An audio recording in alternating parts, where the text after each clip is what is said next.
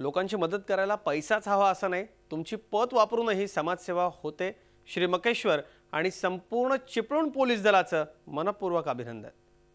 पुढच्या बातमीकडे वळूयात। विद्यार्थ्यांना व्यावसायिक शिक्षण देऊन त्यांना रोजगार उपलब्ध करून देण्याकरता नामांकित असलेल्या ITI या संस्थेला ग्रहण लागले। पाहूयात परभणीमधल्या ITI संस्थेत नेमकं काय चाललंय ते।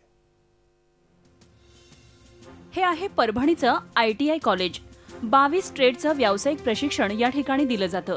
हजाराहून अधिक विद्यार्थी या संस्थेत शिक्षण घेतात। या तरुणांना व्यावसायिक प्रशिक्षण देऊन तरुणांच्या हाताला काम देण्याचा सरकारचा उद्देश असतो। पण गेल्या काही वर्षांपासून या संस्थेला टेक्निकल ग्रहण लागलंय।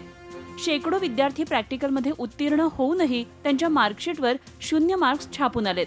थेअरी संदर्भातही हीच अवस्था आहे। सर्व विद्यार्थ्यांचा निकाल थेअरी ट्रेडचा पुन्हा नंतर प्रॅक्टिकलचा वगैरे गणित वर्कशॉप कॅल्क्युलेशन ह्या विषयात सगळ्या विद्यार्थ्यांना जवळपास 0 मार्क पडत आहेत आणि त्याच्यामुळे आम्हाला ॲप्रेंटिसशिपला जात येत नाही। ॲप्रेंटिसशिपला गेल्यानंतर ते आपल्याला ॲप्रेंटिसशिपला घेत नाहीत आणि निकाल 40 दिवसाच्या आत लागायचा असतो, तो 60-70 दिवस लावायले त्याला।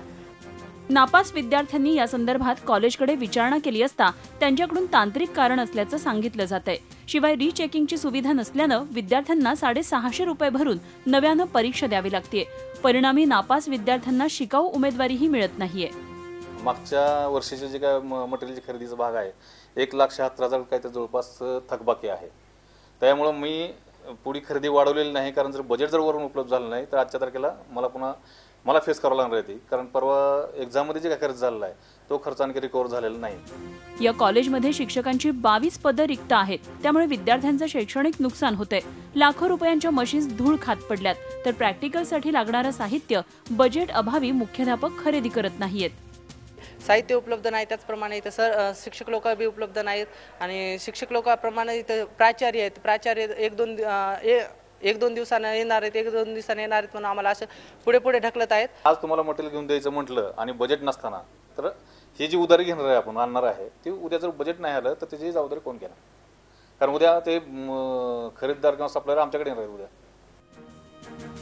कॉलेजमधील भौतिक सुविधांसह अनेक समस्यांना विद्यार्थ्यांना तोंड द्यावं लागत असल्यानं संबंधित विभागानं ही तांत्रिक समस्या तात्काळ दूर करावी, अन्यथा रोजगार उपलब्ध करून देणारी संस्थाच विद्यार्थ्यांच्या बेरोजगारीचं मूळ कारण बनल्याशिवाय राहणार नाही। गजानन देशमुखसह bureau report, Zee Media, Parbhani.